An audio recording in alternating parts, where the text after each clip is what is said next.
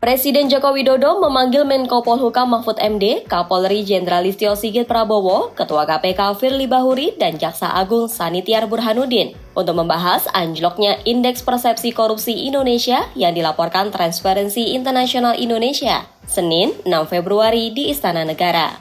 Dalam laporan Transparency International Indonesia, Indeks Persepsi Korupsi Indonesia 2022 tercatat sebesar 34 poin dari skala 0 hingga 100. Angka ini turun 4 poin dari tahun sebelumnya. Pemerintah menghargai laporan dari TII, namun pemerintah menyoroti bahwa dari 13 lembaga sigi internasional yang dipakai, TII menggunakan persepsi dari 8 lembaga untuk mengukur korupsi di Indonesia.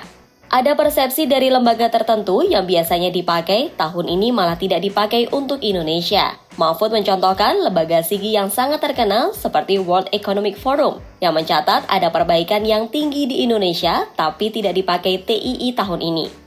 Indonesia padahal perbaikan kita menuju ke situ, jadi tidak apa-apa. Kami hanya ingin menyatakan bahwa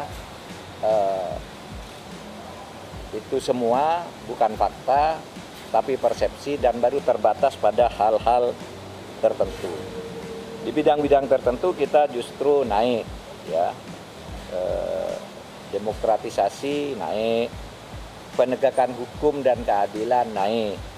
Namun, Mahfud mengakui di beberapa sektor ada penurunan, seperti perizinan, kemudahan berinvestasi, kekhawatiran investor tentang kepastian hukum. Untuk itu, pemerintah akan melakukan langkah-langkah konkret yang akan segera diumumkan ke publik.